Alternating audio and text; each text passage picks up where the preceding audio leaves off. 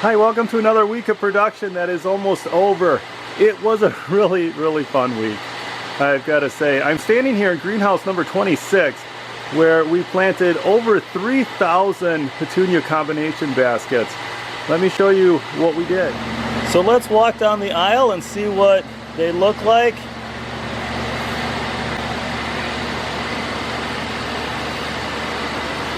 We passed some that have petunias, passed some that have trailing verbena, some that have lobularia, some that have calibrachoa, they're supertunias.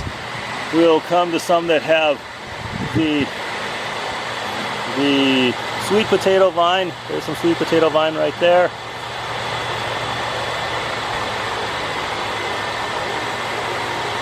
Here's one that has bidens right there in the center. In a few weeks I will come out here again and have a look. You'll be just very amazed at how quickly these baskets grow.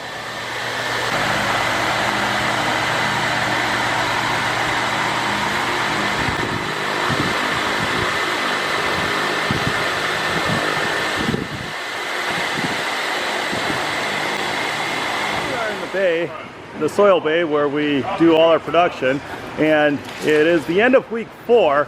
And boy, this place could use a major cleaning. Clearly we've been doing a lot of work in here. Let me show you some of the mess that we've made here. So there's the one spotless floor covered with dirt. The hose is nicely curled up. Notice the piles of dirt underneath the conveyor. As we get closer to the machine, we can see where some of the water tunnel has leaked out and made the floor all wet. The bucket of overflow dirt is full. There's piles of dirt underneath the machine. Yep, this place sure could use a deep clean. That is scheduled for later today. We started planting spikes yesterday, and here are rows and rows and rows of the new spikes. Oh, that's a bad example. Right here. All the moss here. Just taking it off and putting it into the happy little tray. So it's easier when you poke all the holes in like this, it's easier to put the plant in and put the dirt over it. So the plant has a strong base to stay, so when it's watering it won't get moved around. One of our growers, Greg, and he scouts for any sort of challenges that might come up. So he looks at all the new plugs that came in, and then he goes around the greenhouses and looks at all the new plants that are in pots. And then he monitors as they grow. And he is the first line of defense for anything that could come up. So if he sees a pest or if he sees a disease, he will do something to make them go away. So what exactly do you have in your hand, Greg? This is a New Guinean patient, and I'm looking through a 25-time magnified lens to see if I can find anything on here, and everything's coming up clean. Welcome to the perennial house. Here we are. We've got a lot of perennials planted, but there are thousands and thousands more to plant. Let me just take you on a really quick tour and introduce you to some of the people that are here and planting right now. So right here are a whole bunch of plug trays that came in with perennials. They need to be put in larger pots. And this is a whole collection of heuchera. Notice all the different vivid colors, the chartreuse and the reds and the burgundies and the ones with red veins in the leaves and the peach colored.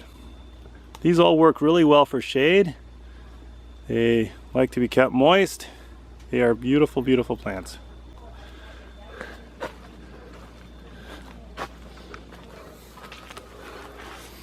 Oh, and look at that, there's a hellebore flower. Helleborus is one of the first flowers to bloom in spring. Sometimes they push up flowers even before the leaves come up.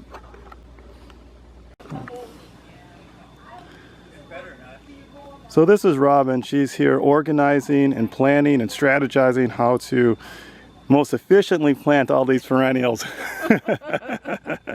Is that somewhat accurate? Somewhat accurate. We have so much fun here. Here are rows and rows and rows of 4.5-inch perennials already planted and growing. Just looking for the first rays of sunshine and the promise of spring. Checking in with the soil bay at the end of the day to see how they did. And look at this. Wow. All the piles of dirt are gone. The floor is swept. It's clean. It's beautiful. So there you have it. Another week of production done. I am Jake from Ebert's, not to be confused with Jake's from anywhere else. I hope you have a great week.